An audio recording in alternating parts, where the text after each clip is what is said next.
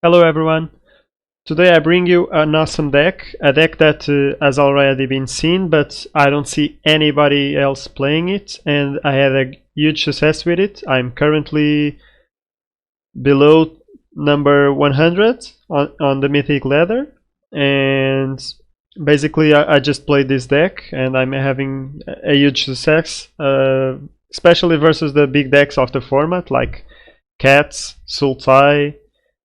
Mostly those two are I'm having a big success. And this is Spirits. I put some flavor cards in it and I'm loving them, so here we go. Spectral Sailor, we have two of these, and it's the only one drop, and it's also a card draw engine if the game goes grindy and long. For Lofty Denials, it's the only main deck counter, and it's great in this deck since most of our creatures have flying, not all of them though. Rattlechains, 4. It's the way to protect our spirits mostly and our important cards, and give them flash. Give them flash is very important since we prefer to play at the end step of our opponent. Shacklegeist, it's one of the worst spirits, but it's a 2-drop and it has a nice ability. Sometimes it's relevant to tap other creatures, especially when they are too big to be killed by Skyclave Apparition.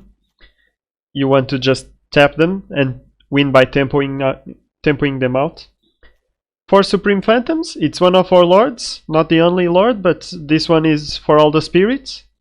But since we have non-spirits also in the deck, you will see. One of the non-spirits, Meddling Mage. This card needs no presentation. It's super used in Modern when humans was around and humans played more.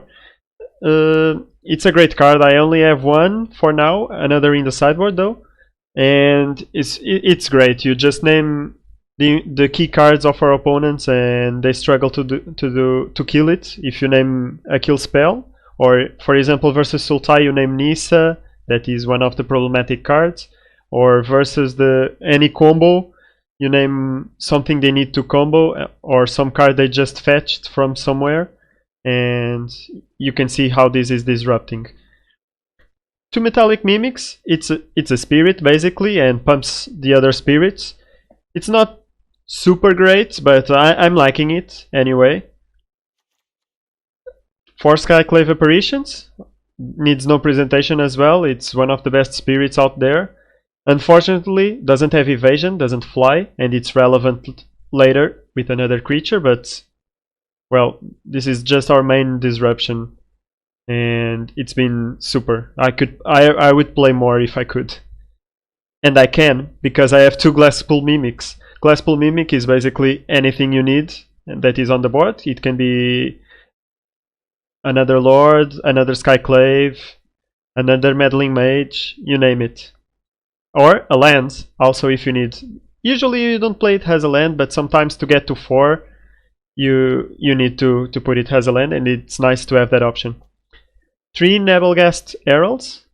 It's a little of a big cost for the effect, but it already has flash in it, and it's like a little trick. Sometimes you attack with a lot and then your opponent wants to attack back, and by tapping something and putting more power into the board you just have lethal next turn or something like that.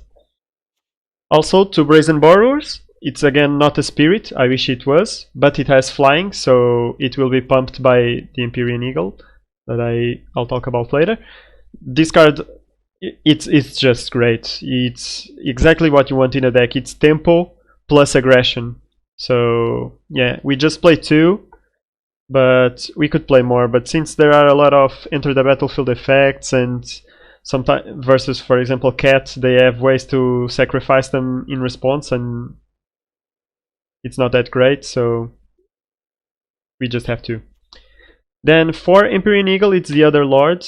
This time he's a spirit itself, but it pumps other flying creatures. That is almost all the spirits, but as we saw in the Skyclave Apparition, it doesn't fly, but it's nice anyway.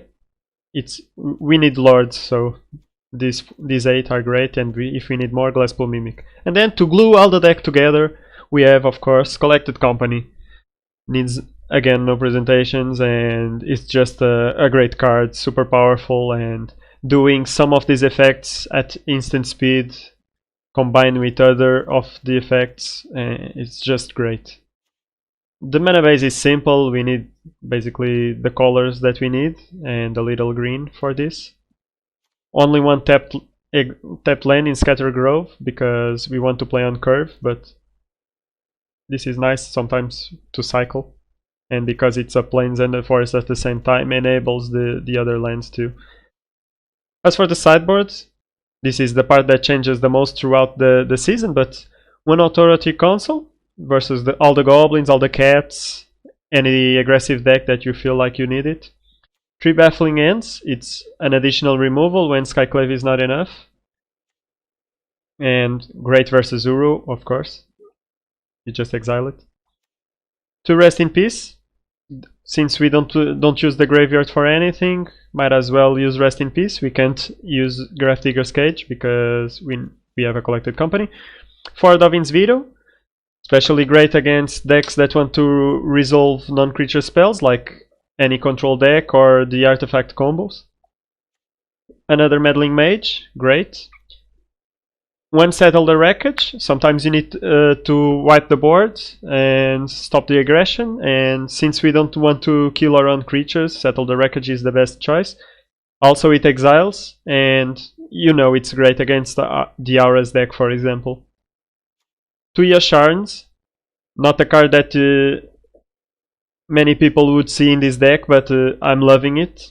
We only can fetch 1 plains, we don't have any forest, but doesn't matter, it's great. Can't go in the Collected Company also, I would love if it could, but it's a hard to remove creature because of the converted mana costs, or some dodges some spells like Eliminate.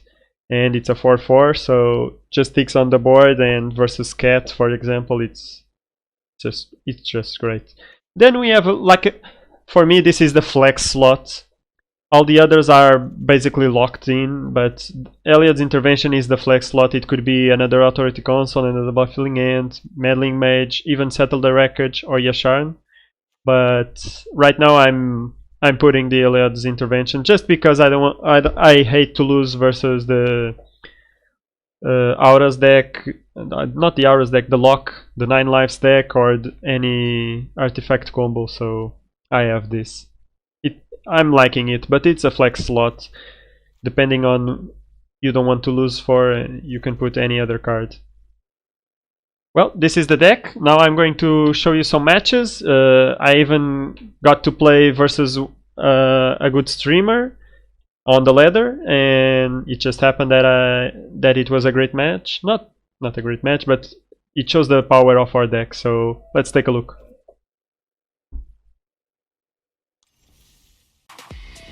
We go straight into the first match, and against none other than Crockies. It's the Twitch streamer that was also featured in one of our other videos. We find him again on the ladder. This time he's playing the Cat Hoven deck, it seems, and let's see. I'm having a great matchup against it with Spirits, so let's see. What can we do? We already putting some pressure.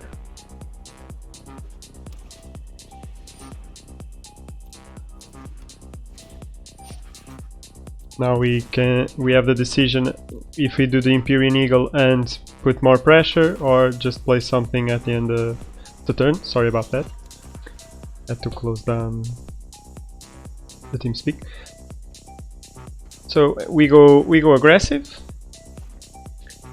And this is the power of the Spirits. We try to play mostly in response of what our enemy does, and at the end of his turn. Sometimes we can't, like with the Empyrean Eagle, but now you saw it. We put pressure. At the same time, we give Hexproof to the Empyrean Eagle and save her. And now we just keep putting pressure and pressure and pressure, and since all creatures also have evasion, it's very hard for decks to compete. And a tempo play here to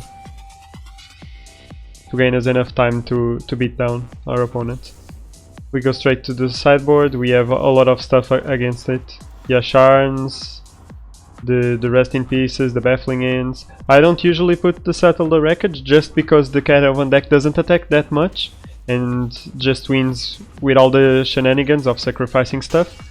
So we really just want to avoid getting stuck with the machine gun, the Mayhem Devil. Hello. Pinging everything we play. So we just want the Yasharns, the Rest in Pieces and stuff like that.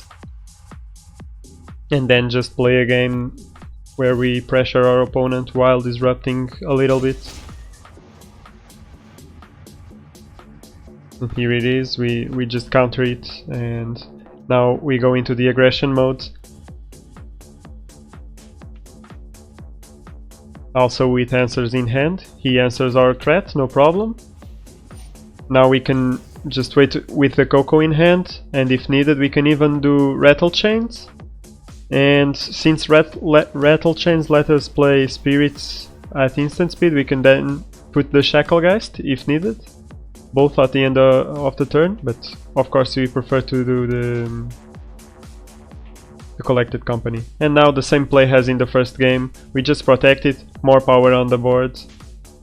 This time he has a better answer, but we protected it again, which is a mistake because Rattlechains only affects spirits, so be careful about it. It was a mistake.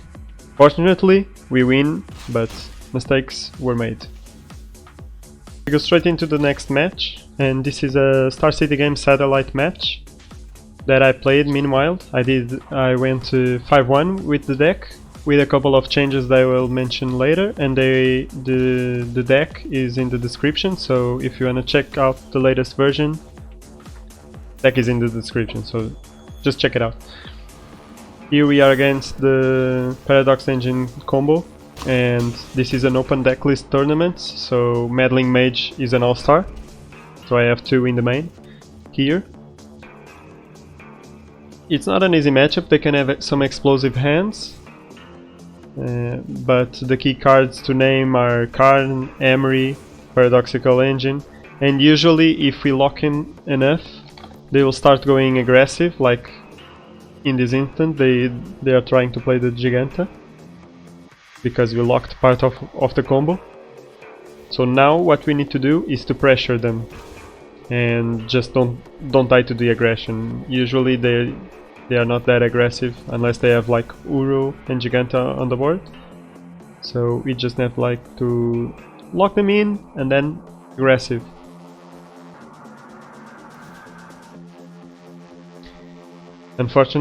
Unfortunately here we don't have a Rest in Peace or other way to disrupt Emery, so they are gaining a lot of value, both drawing cards with the whatever artifact they have in the graveyard, and the activated ability putting creatures on the board directly. It's very annoying. But we keep on tapping the Giganta. Now it's easy with the Herald in play. Every time we play a spirit, he will tap something, most likely the Giganta, but who knows. And we really need to start pressuring our opponents so he doesn't have time to resolve or lock, and we continue doing it, locking him by putting more Meddling Mages on the field. Maybe it's not the correct play, just because yes, we are locking him, but the Meddling Mages can't attack through these boards, and well, he has infinite time and he's just stacking the board.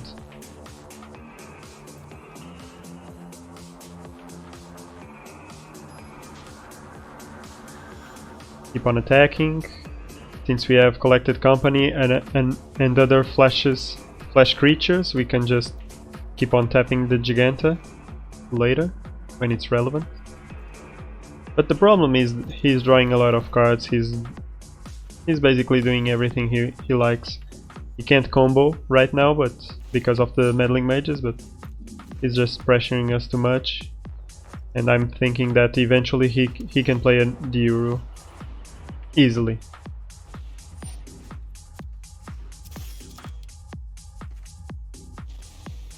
I don't think it's a hard matchup.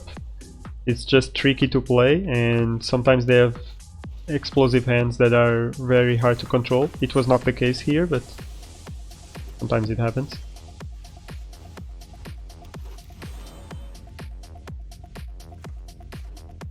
We are trying to pressure more and more. We play the Rattlechains, so it gives flash to every spirit, so we just are able to play the Supreme Phantom and now keep the Coco up for a turn and just put more and more pressure on the board at instant speed, at sorcery speed, at every speed, and just attack him, pressure.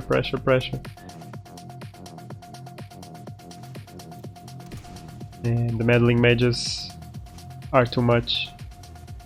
Plus the Skyclave Apparition now taking out the Emery just locks the game over. He now has the option to play Uro, and that's it. We are just attacking through the air, so...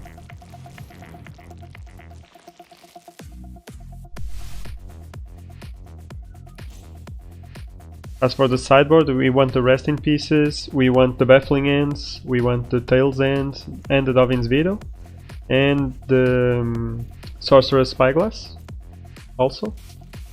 And we usually, because you are sideboarding so many non-creature spells, you have to take out some Collected Companies because they are too risky. If they just hit one creature, it's kinda bad. If they hit none, you usually lose the game. So usually when I put all my counter spells, all my removal spells, I usually take out some Collected Companies.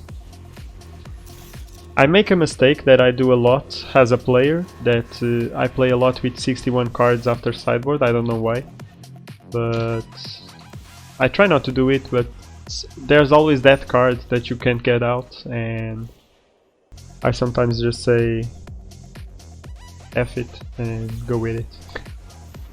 Here we have a weird hand, because if by some mean we don't have a creature to copy with Glasspool Mimic, they just get stuck in our hand, but I just want some interactive creature to come and imagine.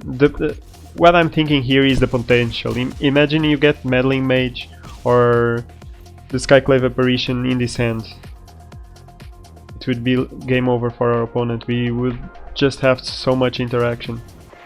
We happen to find the Hallowed Intervention. As I said in the deck tech, it's my flex spot, but I'm liking it right now, since I took out the Meddling Mage from the sideboard to the main board. And the main board I cut the Metallic Mimics. They were not just not performing enough, because they don't have evasion basically. The rest of the effects are really cool, but no evasion is crucial. So here there's a clear plan. We play the Lord, and then we pump it, we just copy it, or we just copy the 3-1 since it already has a lot of attack. But I choose to keep the Hallowed's Intervention, thinking that he will get something, and then I can just destroy it, the artifacts he played, and then keep on playing. And that's because I prefer to use the Mimics on Meddling Mage again, and Skyclave Apparition would be the perfect target.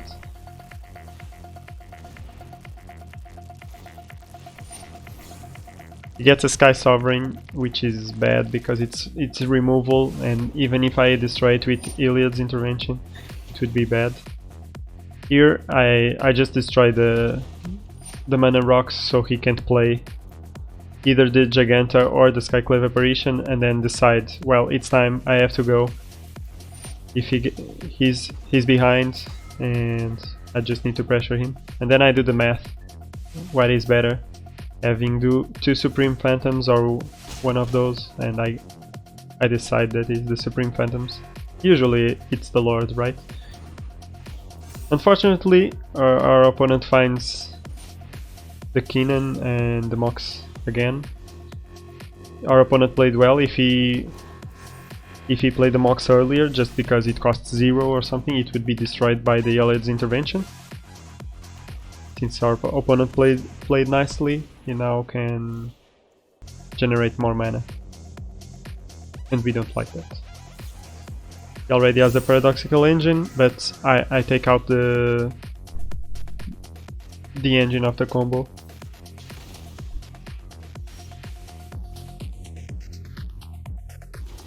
And keep on pressuring. That's the plan, that's always the plan. Disrupt and pressure at the same time. Disrupt and pressure.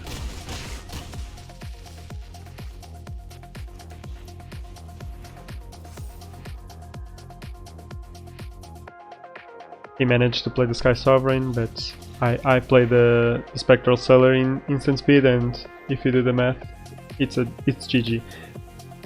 Well guys, for this deck I'll only show two matches right now. I'll play the next qualifier in a couple of days, and then maybe I do a video about it. If you like the video, if you like the deck tech, or if you just want to support me, don't forget to press like, subscribe, and comment with suggestions to the deck or any deck you want to see in the future. See you in a couple of days, and keep on grinding. Bye!